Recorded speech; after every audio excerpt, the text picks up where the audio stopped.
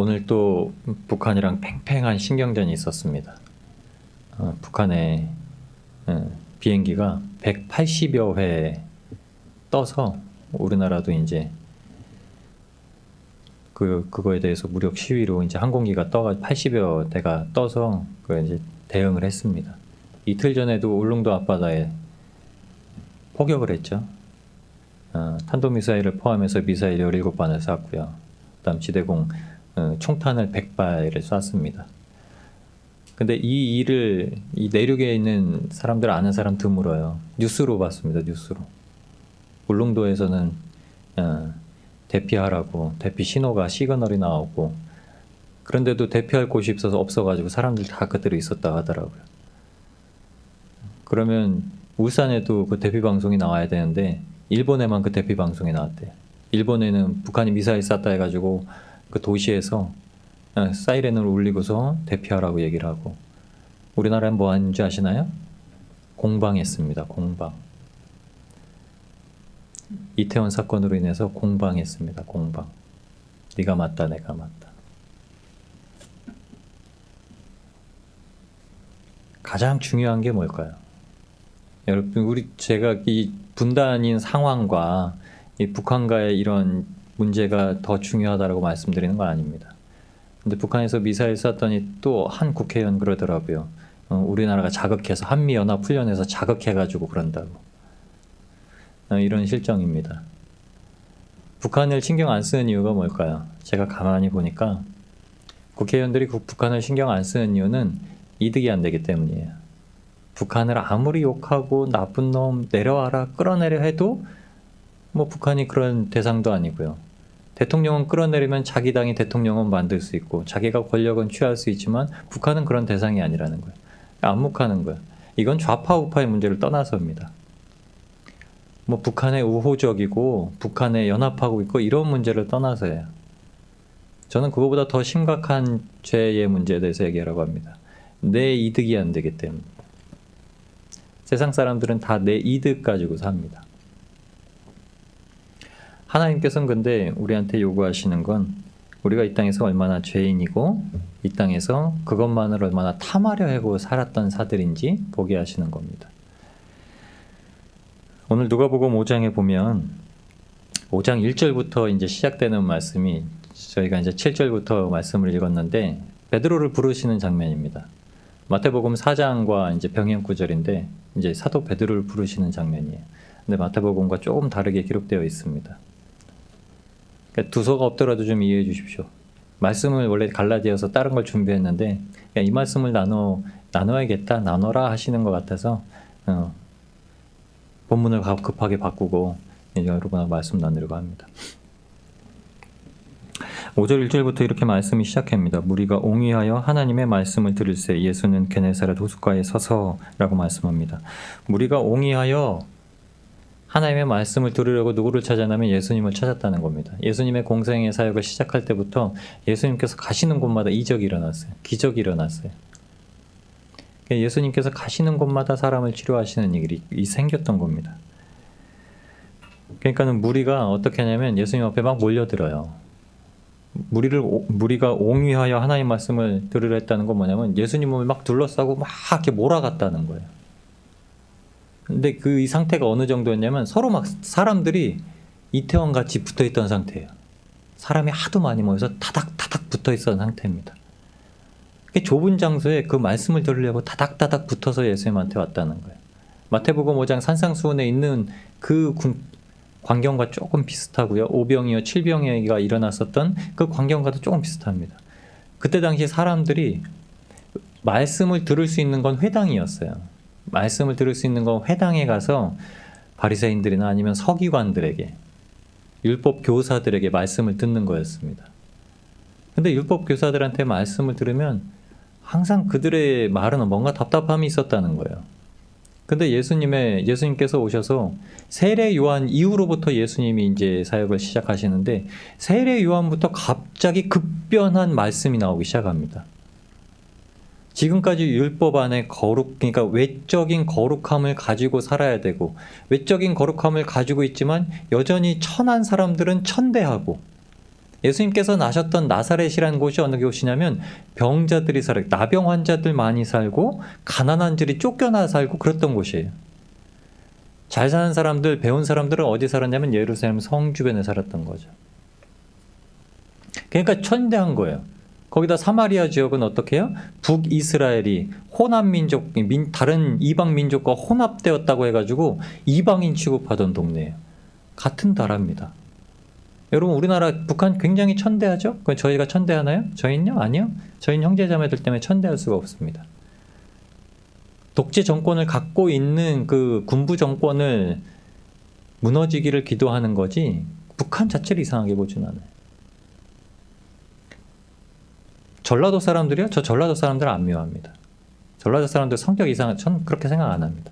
전라도와 경상도를 가로지르는 진짜 그런 상황이 돼야 되는데 우리 그렇죠? 흔히들 경상도 사람들 전라도 사람 싫어하고요. 전라도 사람들이 경상도 사람 싫어하고요. 경계가 있죠. 근데 저는 그렇지 않습니다. 근데 그 당시에도 지금 우리 풍토와 우리가 지금 생각하는 것과 비슷하게 그때 그 모습이었다는 거예요. 가지고 있고 있는 자들 지금 막 드러나고 있죠. 모든 매체들이 막 드러냅니다. 갑질. 그러니까 의뢰 향연처럼 데모하고 시위하고 여러분 정부 타진한다고 사람들 어른들이 자꾸 부추겨가지고 중고등학생도 데모하자고 막 이렇게 하고 있어요.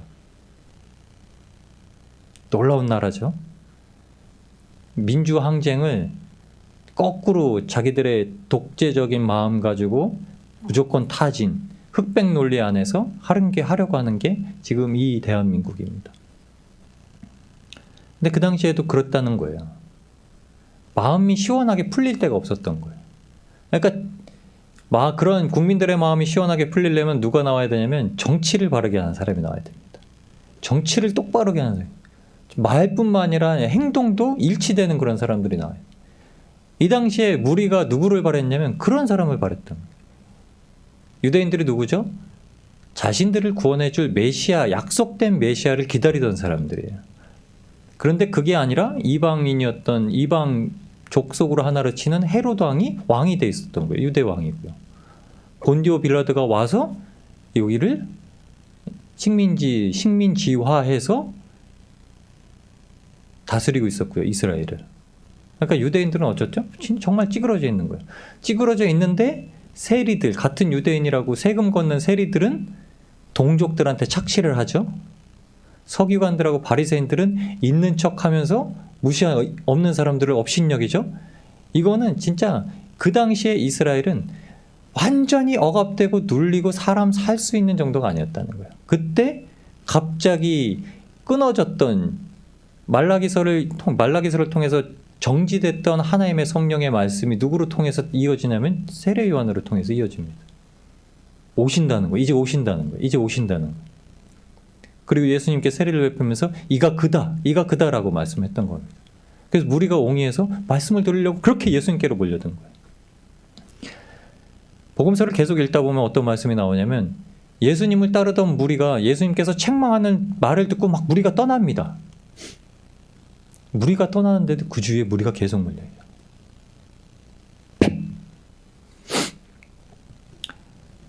말씀을 그렇게 들으려고 게네사렛 호숫가에 서십니다. 게네사렛 호숫가는 어디냐면 누가복음 이제 뒷장에 보시면은 병자들을 치료했던 곳이세요. 그 호숫가에 가셨는데 그 호숫가에 이제 사람들과 있는데 호숫가에 두 배가 있는 겁니다. 근데 배 안을 보니까 뱃사공들은 없어요. 뱃사공들은 없습니다. 뱃사공들은 뭐 하냐면 밖에 나와서 그물을 씻고 있어요. 그 난리통에 그 뱃사공들은 그물을 씻고 있었던 거예요. 사람들이 막 웅성 했으면 뱃사공들도 뭐야 했을 건데 관심이 없어요. 그냥 그물만 막 정리하고 있습니다. 근데 그 이유가 이제 뒤에 나오죠. 관심 없는 이유가 나옵니다. 그리고 그 관심 없는 이유 때문에 베드로가 하나님 앞에 납작 엎드러지는 사건이 나옵니다.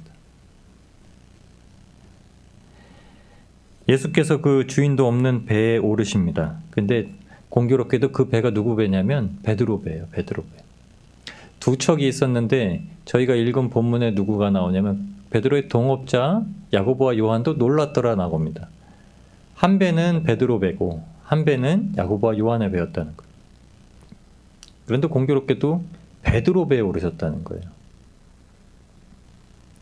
그리고서 예수님께서 육지에서 조금 뛰기를 청하시고 앉으사 배에서 무리를 가르치십니다.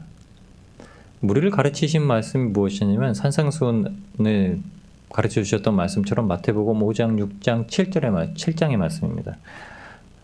마태복음 5, 6, 7장의 말씀은 무엇이냐면 주님께서 팔복이 무엇인지를 말씀하시고 그 이후에 교훈을 계속 말씀하세요. 그게 뭐냐면 분냄에 대한 교훈이고요. 율법에 대한 교훈이고요. 간음에 대한 교훈이고요. 이혼에 대한 교훈이고요. 맹세에 대한 교훈이고요. 원수에 대한 교훈이고요. 구제에 대한 교훈이고요. 기도와 금식에 대한 교훈이고요. 죄물과 소유에 대한 교훈입니다. 그러니까 사람들이 여태까지 이건 이거야 라고 생각했던 거를 예수님께서 다 뒤집어 주시던 교훈이에요. 간음에 대한 교훈이 이렇습니다. 저희가 잘 알죠. 너희 간음치 말라 하는 걸 들었으나 여자를 보고 음욕을 품는 자마다 마음에 이미 간음하였느니라. 이혼에 대한 교훈을 두고 말씀하실 땐 뭐라는지 아시나요? 누구든지 음행한 연고 없이 아내를 버리면 이는 저로 간음하게 하며 또 누구든지 버린 여자에게 장가드는 자도 간음함이니라. 항상 주님께서 새롭게 말씀해 주셨던 교훈이 뭐냐면 강화하신 말씀이에요. 여태까지 우리는 사람들이 그냥 그 1차적인 생각만 하고 있었는데 더 깊이 그게 아니야라고 하는 거예요. 사람들이 궁금증이 해소되는 것뿐만이 아니라 그러면은 우리가 하나님을 믿는 자로서 이제 곧 메시아가 도래할 텐데 메시아가 오기 전에 구원받을 수 있는 사람으로 어떻게 살아야 되는지 막 몰려나왔다는 거예요. 몰려나온 자리에서 예수님께서 베풀어 주신 기적과 이적을 보면서 그 마음은 싹 사라지고 그게 주가 돼버린 거예요. 먹이시니까 야 이분은 그런 분이구나. 제자들도 따라다니면서 예수님께서 이적을 막 베푸시니까 이분은 이제 이스라엘 왕으로 세워주실 분이구나. 우리를 구원하실 분이구나. 이제 로마 제국을 물러내고 이제 이스라엘을 독립시키실 분이구나. 이렇게 생각했다는 겁니다. 그런 말씀을 마치시고 시몬한테 이르십니다. 아마 말씀을 듣는 자리에 있었으니까 그 앞에서 이제 멀뚱멀뚱 있었겠죠. 자기 배에 올랐으니까. 그 배를 떼라고 했으니까 아마 시몬이 같은 배에 올랐었을 겁니다. 말씀을 마치신 다음에 시몬에게 이르시되 깊은 데로 가서 그물을 내려 고기를 잡으라 이렇게 얘기합니다. 근본적인 문제였죠. 시몬이 주님 앞에 주님이 그렇게 게네사렛 강변에 계시고 무리가 정말 애워싸가지고 무슨 사건이 벌어진 걸 아는데도 관심이 없었던 이유입니다. 시몬이 대답하여 가로되 선생이여 우리들이 밤이 맞도록 수고를 하였으되 얻은 것이 없지만은 말씀에 의지하여 내가 그물을 내리리이다 하고 시몬은 말씀 들은 대로 갑니다. 근데 시몬은 혼자 간 거예요. 동업자가 있는데 시몬의 마음은 어떻냐면 당연히 안 받을 건 줄 알고 갑니다. 여러분 우리가 군중이 있어서 말씀을 사모하는 사람들의 자리에 막 가도 그 말씀을 사모하는 자리에서도 말씀을 사모하지 않는 이유는 하나님의 말씀 그대로 세상의 염려, 재리에 대한 염려, 근심 이것들이 있기 때문이에요. 말씀을 받고 아멘 해도 돌아서서 말씀을 잊어버리는 이유는 그것들이 하나님의 말씀보다 더 크기 때문입니다. 하나님이 씨앗을 뿌리시고 씨앗을 내리시고 자라게 하시는데도 불구하고 분명히 그 마태복음 13장 밭에 대한 비유는 하나님이 자라게 하시는 거예요. 사도 바울은 분명히 얘기합니다. 씨를 뿌리는 것도 씨를 심는 것도 물을 주는 것도 사람이 할 수 있다. 사역자가 할 수 있다. 그리스도인이 할 수 있다. 하지만 자라게 하시는 것은 오직 하나님뿐이시다. 근데 하나님이 자라게 하시는 그것을 무엇이 막냐면 그 가시가 막는다는 거예요. 그러니까 주님의 명령인데도 불구하고 다른 사람 같았으면은 상처에 대해서 만지시고 일어나라 하시는데도 사람들이 일어났으니까 어떻게 했습니까? 예수님이 무슨 말 해주고, 때로는 예수님이 자기 아이의 손을 얹고 안수하여서 축복해 주시길 바라고 사람들이 막 애들도 데려오는데 베드로는 시큰둥한 거예요. 주님, 저희가 밤새 했는데 아무것도 없어요. 그러니까 지금은 물고기가 더 밑으로 내려갔든지 절로 떠나갔든지 지금은 없습니다. 이 뜻입니다. 그러니까 예수님의 말씀이 관심도 없는 거예요. 간음에 대한 말씀을 하셔도, 이혼에 대한 말씀을 하셔도, 구제에 대한 말씀을 하셔도 관심이 없던 거예요. 모든 복에 대해서 말씀해 주셔도 관심이 없어요. 베드로는 관심이 없습니다. 설령 아멘이라고 받았을지라도 관심이 없으니까 어떻게 해요? 그한테는 아무런 역사가 일어나지 않습니다. 아무런 역사가 일어나지 않는 데는 이유가 있습니다. 주님께서 나셨던 나사렛 동네로 가셨더니 그곳에선 주님의 출생이 누군지 알고, 주님의 가족이 누군 줄 알고, 주님이 온전한 사람이다라고 인식하는 곳이어서 주님께서 행하실 기적이 없었다는 거예요. 왜요? 그거는 믿지 않기 때문이라는 거예요. 믿지 않습니다. 여러분, 그래서 우리가 신앙생활 하면서 말씀만 들어서 천국의 복을 받아서 하나님의 건지심을 받아서 이 자리에 있는데도 불구하고, 그 구원의 감격을 주셨는데도 불구하고 우리가 말씀을 믿지 않는 이유는 여전히 우리가 세상 생각 가지고 무언가를 봐야 된다고 생각을 하기 때문이에요. 그러니까는 역사가 일어나지 않습니다. 구원의 역사가 일어나지 않는 거예요. 신기하죠? 우리가 가지고 있는 육체의 문제 때문에 구원의 역사가 일어나지 않아요. 하나님이 건지셨는데, 구원의 역사는 오늘 아침에도 말씀드렸듯이 다 모든 것이 그냥 하나님의 은혜입니다. 이상하고 나쁜 놈이라고 하더라도 하나님이 안 건지시는 게 아니고요. 착하고 도덕적인 사람이라고 해서 항상 하나님이 건지시는 건 아닙니다. 그건 하나님의 뜻이에요. 누가 어떻게 될지 모릅니다. 저희가 그래서 누가 어떻게 될지 모르니까 저희는 판단을 할 수가 없는 거예요. 그래서 그리스도인들은 분별과 판단을 잘 나누어서 생각을 해야 됩니다. 영적인 것을 잘 분별해야 되고요. 육적인 것을 절대 판단을 하면 안 되는 거죠. 밤이 맞도록 수고하는 사도 베드로가 얼마나 열심히 한 사람이었냐면, 자기 본업에 대해서는 정말 열심히 한 사람이에요. 밤새도록 그 일을 한 거예요. 혹시라도 건져서 가져가야 먹든지 팔든지 할 거 아닙니까? 그러니까 밤을 새서라도 잡으려고 했었던 거예요. 근데 그 세 사람만 밤이 새도록 건진 거예요. 베드로하고 야고보, 요한하고. 왜요? 성격이 불같아서. 뭘 해도 그 불같은 사람들 열심히 파요. 여러분, 직장 생활하고 밤늦게까지 일하고 집에 돌아와서 또 새벽같이 나가고 밤늦게까지 일하고 열심으로 파요. 그런데 그 문제 가운데서도 늘 해결되지 않고 공허한 게 있죠. 그럼 뭔지 알아요? 하나님에 대한 신뢰가 무너지기 시작하죠. 근데 그 말을 그냥 듣습니다. 주님이 또 병자도 낫게 하시는 분이시라니까 제가 나가봅니다. 이 말하는 거예요. 혹시 모르니까 한번 제가 나가봅니다. 이제 배를 슥슥 몰고 나가는 거죠. 그리고 내가 그물을 내리리다 하고 그리한즉 고기를 내온 것이 힘이 많아 그물이 찢어지는지라. 5절, 6절, 7절에 보면은 베드로에 대한 감정 변화가 나옵니다. 아무 기운 없는 거예요. 관심도 없고, 아무 관심도 없고, 말씀도 관심도 없고, 이제 뭐 내 생업 이제 오늘은 접었어, 오늘은 일 접었어 이거예요. 무슨 정말 거기 가면 물고기가 있습니까? 이런 기대와 소망도 아니에요. 그냥 오늘은 접었어. 그냥 한번 나가보지 뭐. 이런 마음으로 갔는데 갑자기 물고기에 그물이 꽉 차는 겁니다. 다급해지죠. 막 그 마음 같은 데는 기쁨도 넘치겠지만 막 다급해져. 혼자 안 되니까는 갑자기 야고보와 요한을 막 부릅니다. 막 불러요. 이에 다른 배에 있는 동물을 손짓하여 와서 도와달라니 저희가 와서 두 배의 채움에 잠기게 되었더라. 아멘. 그 배까지 꽉 차요.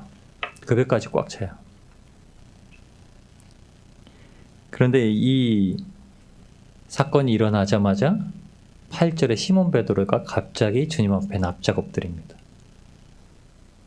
제가 아까도 말씀드렸는데 마태복음 5, 6, 7장에 있는 하나님의 예수님의 산상수훈 가운데 뭐가 있냐면 6장에 나오는 거 있습니다. 재물과 소유에 대한 교훈이에요. 6장 25절, 26절, 27절부터 이렇게 시작되는 말씀이 이렇습니다. 그러므로 내가 너희에게 이르노니 목숨을 위하여 무엇을 먹을까 무엇을 마실까 몸을 위하여 무엇을 입을까 염려하지 말라. 목숨이 음식보다 중하지 아니하며 몸이 의복보다 중하지 아니하냐. 공중의 새를 보라. 심지도 않고 거두지도 않고 창고에 모아들이지도 아니하되 너희 천부께서 기르시나니 너희는 이것들보다 귀하지 아니하냐. 너희 중에 누가 염려함으로 그 키를 한 자나 더할 수 있느냐. 31절 말씀입니다. 그러므로 염려하여 이르기를 무엇을 먹을까 무엇을 마실까 무엇을 입을까 하지 말라. 이는 다 이방인들이 구하는 것이라. 너희 천부께서 이 모든 것이 너희에게 있어야 할 줄을 아시느니라. 아멘. 그리고 33절에 말합니다. 너희는 먼저 그의 나라와 그의 의를 구하라. 그리하면 이 모든 것을 너희에게 더하시리라. 아멘. 이 말씀을 동일하게 하셨다면 베드로가 그물이 꽉 차자마자 이 말씀이 생각났을 겁니다. 베드로가 그 말씀이 생각났을 때 무엇이 마음에 찼을 줄 아시나요? 유대인들이 가장 소망하는 거. 유대인들이 가장 소망하는 게 바로 메시아예요. 메시아. 예수님의 초림, 메시아의 초림을 기다리고 있었던 겁니다.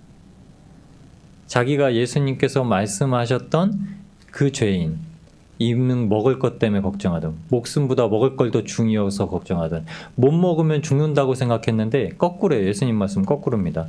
못 먹어서 죽는 게 아니라 먹는 것 때문에 목숨을 구지할 수 있다고 여기는 것 때문에 죽는 겁니다. 베드로가 그렇게 여겼던 거예요.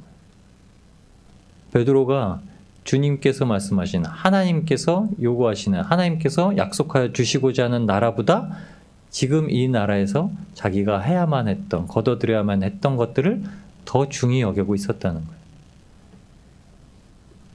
베드로가 이를 보고 예수의 무릎 아래 엎드려 가로되 주여 나를 떠나소서 나는 죄인이로소이다 하니. 왜 떠나라고 한 줄 아시나요? 죄인은 하나님의 낯빛, 하나님의 판임을 보면 어떻게 되면 죽는 거예요.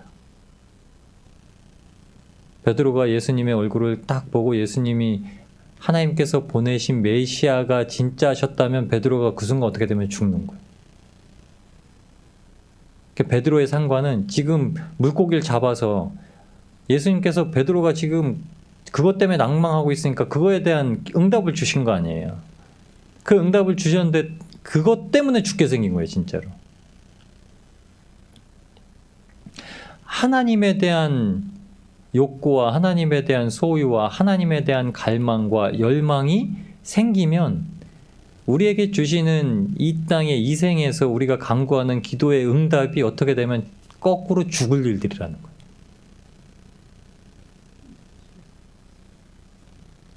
예수님은 그렇게 베드로한테 채워주셨는데 그게 베드로한테 오히려 죽을 일이 되어버렸다는 겁니다.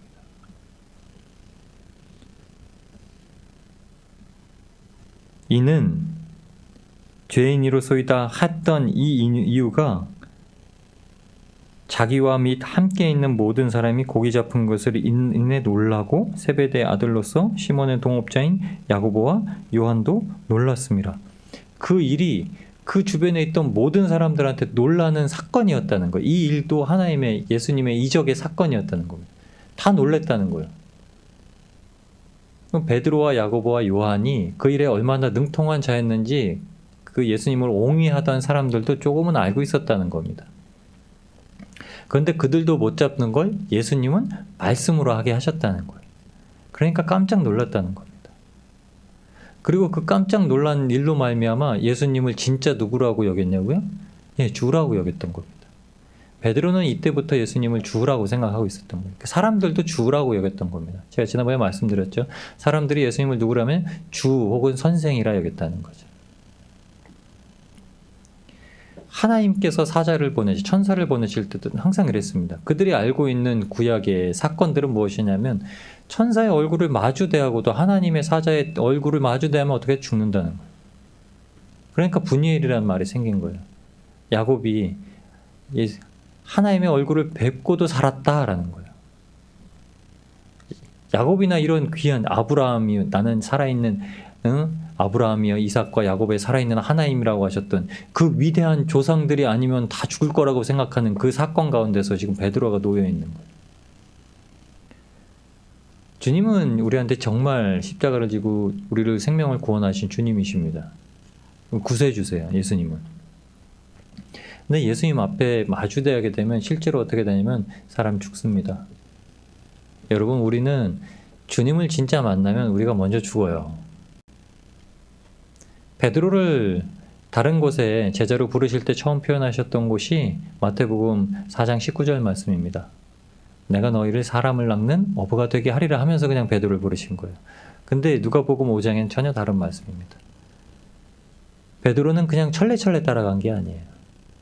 예수님을 보고 하나님을 만났다 하여서 그 부르심에 감사해서 모든 걸 버리고 따라갈 수 있었던 겁니다. 누가복음 5장에는 이 뒷면엔 이제 세리마태에 대해서 나옵니다. 그러니까 제자 4명이 한꺼번에 나오는 거예요. 야고보와 요한은 그 옆에 있다가 쫄래쫄래 그냥 따라가는 거죠. 베드로 옆에 있다가. 가장 친한 친구니까 따라갑니다.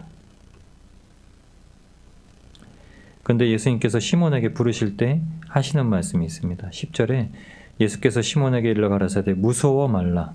이제 후로는 내가 사람을 취하리라 하시니. 무서워하지 말라는 거예요. 그물이 다 찢어져가지고 그들의 생업이 다 터져버릴 만큼 하나님께서 부어주셨는데도 불구하고 이건 하나님의 축복이 아니라 하나님의 무서운 심판처럼 다가왔을 때 그들이 이 사건으로 말미암아 두려워 떨고 있을 때 하나님께서 그렇게 말씀하신 겁니다. 이 사건으로 두려워하지 말고 나를 따르라. 이제는 너희가 이것이 아니라 사람을 낚는 어부가 되게 하리라. 베드로는 놀라고 야고보와 요한도 놀라고 주님을 만났다 해서 주님 앞에 그냥 모든 걸 버려두고 따라갑니다. 이들은 어떤 자들이었냐면 이 세상 가운데 내가 무엇을 다 할 수 있더라고 하던 자들이에요. 내가 열심히 노력하면 무엇을 할 수 있어. 내가 열심히 노력하면 이룰 수 있어. 내가 열심히 노력하면은 벌 수 있어. 이런 생각을 가지고 있으면 주님 앞에 나올 때도 그게 무엇이 되는 줄 아나요? 아무리 강단해서 오직 예수 그리스도의 십자가의 은혜로 하나님의 택정하심으로 말미암아 우리가 받았고 값없는 은혜를 받았고 하나님 앞에 갚을 수 없는 은혜를 받았다 할지라도 그 말이 와닿지가 않아요. 할 수 있다는 거야. 할 수 있어요. 할 수 있다는 거야. 무너지고 넘어질 때 주님 앞에 나오는 부르라는 겁니다. 심령이 애통하지 않아요. 심령이 애통하기 위해서 하나님이 그래서 상황과 형편을 쓰실 수밖에 없는데 그 상황과 형편은 잘 돼도 걱정, 안 돼도 걱정인 상황과 형편이에요. 우리 삶에 지금 하나님을 마주하지 못하고 말씀을 들었는데도 불구하고 그 말씀대로 하나님 앞에 신뢰하지 못한다면 그 이유는 한 가지, 아직도 근심 걱정하고 있기 때문에. 세상 것들 때문에. 그런데 그 세상 것들 때문에 근심 걱정하던 세리는 주님의 부르시는 순간 단번에 나옵니다.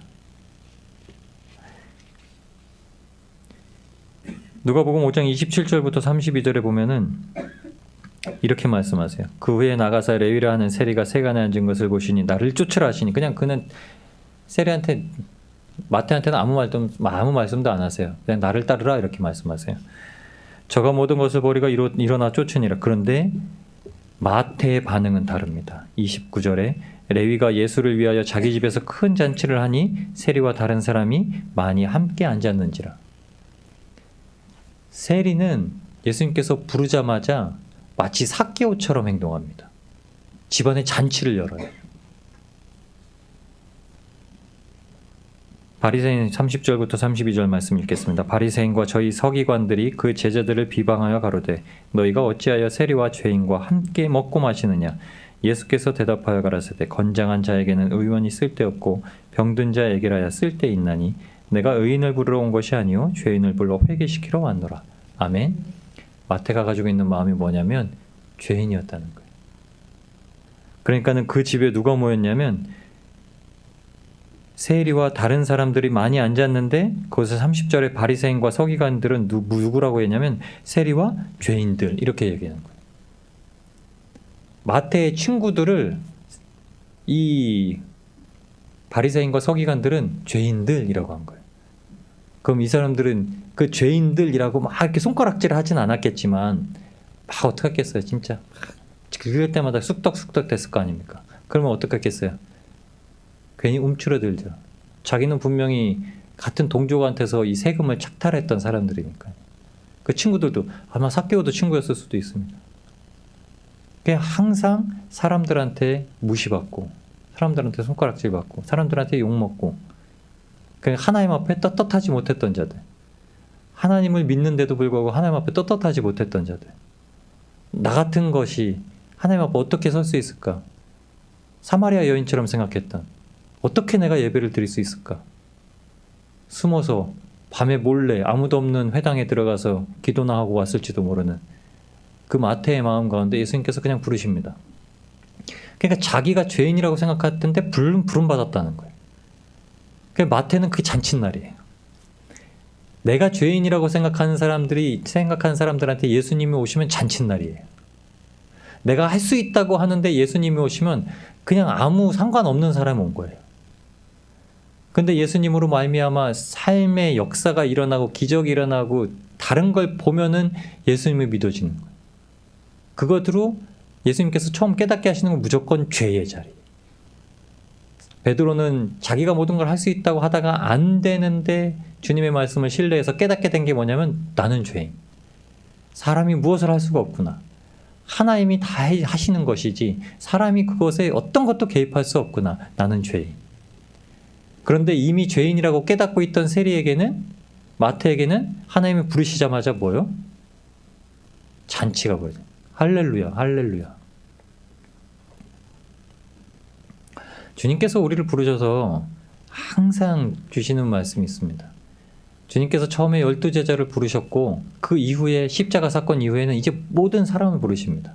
모든 사람을 부르실 때 택한 자를 부르시는 거예요. 교회에 부름받아서 예배의 자리에 참여했다는 것은 하나님의 크신 은혜 가운데 있는 겁니다. 그 은혜 가운데 우리가 둘러싸여 있음에도 불구하고 하나님 앞에 관심 갖지 못하고 하나님을 최고로 못 여긴다는 것은 하나님이 지금도 아직도 우리의 죄를 깨닫기를 원하신다는 거예요. 얼마나 우리가 회개하기를 참고 기다리시는지 모릅니다. 주님에게는 천년이 하루 같은 시간이지만 그 시간 가운데서 끊임없이 찾은 자, 택한 자에게 회개를 요구하신다는 거예요. 죄인임을 깨닫게 하신다는 겁니다. 우리가 죄인임을 깨달았을 때 어떻게 되냐? 할렐루야 만세가 나오는 겁니다. 세리가 마태가 했던 것처럼 삭개오가 했던 것처럼 혼인잔치를 벌이는 겁니다. 정말로 잔치 벌이는 거예요. 왜냐하면 모든 것을 내어줄 수 있다는 겁니다. 삭개오가 그렇게 얘기한 거예요. 내가 누구에게 속여 빼앗은 것이 있다면 네 배나 갚겠나이다. 그리고 내 가진 것의 절반을 뚝 떼서 가난한 자에게 베풀겠습니다. 내가 이제까지 하나님 앞에 의롭다고 행할 수 있던 게 아무것도 없었는데 주님의 부르심으로 말미암아 제가 구원의 자리에 왔으니 제가 이제 할 수 있는 모든 것을 할 수 있습니다라는. 베드로는 어떻게 해요? 할 수 있다고 했던 자들은 생업을 다 버리는 거예요. 왜 버렸을까요? 이것 때문에 내가 손해보고 있다는 거예요. 이것 때문에 내가 죄인 되고 이것 때문에 내가 구원받지 못하고 이것 때문에 내가 주님을 섬기기 못하기 때문에 이것을 버려야 주님을 섬길 수 있다라는 거예요. 그리고 나서는 요한복음 21장에 다시 한번 베드로가 도마와 다른 제자들과 함께 낚시하러 가는 장면이 나오죠. 그곳에서도 그물을 끌어올립니다. 근데 한 가지 성경이 주목해서 대비하는 구절이 있습니다. 그게 뭐냐면 누가복음 5장에는 그물이 찢어졌다고 표현을 하는데 요한복음 21장에는 그 안에 153마리 큰 물고기가 있었는데도 불구하고 그물이 찢어지지 않았다고 얘기하는 거예요. 그 이유에 대해서 베드로가 이미 그가 그 낚시를 할 목적, 그냥 물고기 다시 자기 생업으로 돌아갈 목적이 아니라 그가 그 낚시하는 원래 취지를 이제 사람을 낚는 거라고 늘 생각하고 있었다는 겁니다. 그러니까 그 행동을 통해서 베드로가 그 그물을 육지까지 끌어오는 행동을 통해서 주님께서 조반을 먹이신 후에 이제 말씀을 하시는데 무엇이냐면 베드로한테 그 3번 사랑에 대해서 말씀하시는 겁니다. 네가 나를 사랑하냐? 그 잡아온 물고기를 사이에 두고 예수님께서 말씀하셨을 겁니다. 베드로가 그 옆에서 들었겠죠. 사람을 낚는 어부가 된다고 했고, 이 물고기를 사람이라고 치자면 베드로한테 153명의 인원을 붙여주셨고, 네가 나를 사랑하냐? 그러면 내 양을 먹이라. 예수님이 그 물고기를 안 보시고 얘기하셨어도 베드로가 얼마만큼 그 무리를 먹여야 되는지 마음에 두고 있었겠죠. 최소한 150명에 대해서는 내가 하나님의 말씀을 전하고 예수님의 말씀을 전하고 예수님의 죽고 부활하심을 전하고 나와야겠다는 생각이 들었겠죠. 2번도 아니고 3번째, 3번이나 말씀하십니다. 그리고 성령을 받자마자 베드로가 한 것이 바로 그것을 그냥 전한 겁니다. 우리가 메시아로 오신 예수님을 잡아서 죽는 데까지 내어줬다. 그러나 주님께서 부활하셔 죽고 3일 만에 약속하신 대로 부활하셨고 그것으로 우리가 생명을 얻었고 누구든지 예수 이름을 부르는 자는 구원을 받으리라. 그리고 그 자리에서 예수를 믿고 세례받는 자가 5,000명이나 되고 3,000명이나 되고 그 일들이 일어난 겁니다.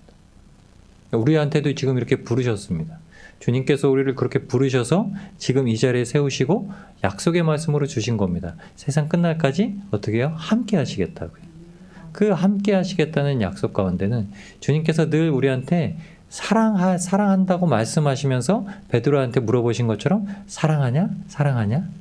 예수님을 사랑하냐? 사랑하냐? 물어보시는 거예요. 예수님을 사랑하면 사랑을 하지 못했던 그 죄를 깨닫냐? 의심했던 죄를 깨닫냐? 알지 못했던 죄를 깨닫냐? 하나님께서 약속하신 것을 그 약속대로 오신 예수님을 바라보는데도 불신하고 믿지 못했던 것을 깨닫냐? 예수님께서 모든 것을 하셨다는 것을 여전히 알지 못하고 내 스스로 무엇을 할 수 있다고 생각하느냐? 라고 물어보시는 거예요. 베드로한테 사랑한다는 말을 물어보실 때마다 생각하지 않았겠습니까? 내가 할 수 있다고 했는데, 내가 할 수 있다고 했는데. 예수님의 사랑만 가지고는 안 되고 나도 무엇을 해야 할 수 있다고 생각하는데, 아니면 예수님의 사랑이면은 내가 뭘 하든 상관없이 다 괜찮다고 하고 넋놓고 살았었는데 아니라고 하시는 거죠. 그러니까 우리의 삶에 하나님께서 정말 조심하게 만들어 주시는 겁니다. 아무리 많은 무리가 있더라도 하나님을 만나고 그 사건을 겪고 회개하고 죄를 깨닫는 자가 하나님의 특별한 부르심을 받고 택하심을 받아서 구원의 반열에 서 있는 겁니다. 예수님이 그런 자들을 위해서 오신 거예요. 하나님께서 세상을 이처럼 사랑하셨지만 하나님께서 세상에 있는 모든 자들을 위해서 죽으신 게 아니라요. 예수님은 오직 태초 이전에 택한 자들, 구원을 얻은 자들, 그 반열에 붙이는 자들을 위해서 오신 겁니다. 왜냐하면 하나님께서 한번 정하신 건 절대 떨어지지가 않습니다. 여러분, 하나님께서 한번 정하신 게 여러분이에요. 한번 정하신 게 저입니다. 저는 사랑하는 여러분이 하나님께서 정하셔서 붙드셔서 택하셔서 이 자리에 계신 분들이라고 생각을 합니다. 그러니까 우리한테 요구하시는 게 회개입니다. 참된 회개는 하나님을 바라보는 거예요. 예수님의 십자가를 바라보는 거예요. 그러니까 그 앞에서 어떻게 항상 말과 행동으로서 조심하게 되는 거죠.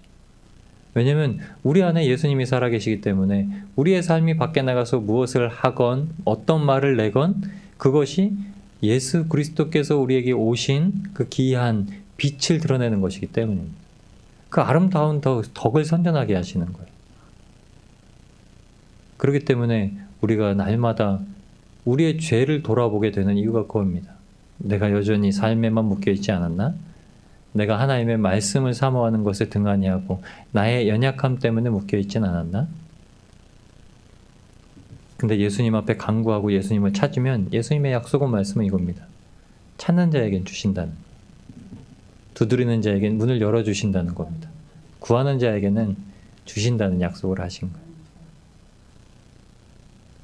거예요. 그 믿음을 가지고, 그 믿음이 오직 천국을 여는 열쇠입니다. 천국을 여는 열쇠.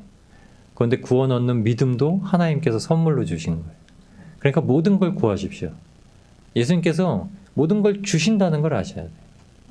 구원을 주셨지만 우리의 삶도 주신다는 걸 알아야 됩니다. 우리에게 맡겨두신 자리가 있다는 거예요.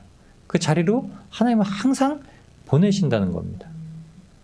오늘도 저희가 각자 맡겨두신 자리에서 또 열심으로 하나님 앞에 살아내드리고 나왔습니다. 그럼 하나님 앞에 오늘은 기도하면서 기대할 게 생기는 거죠.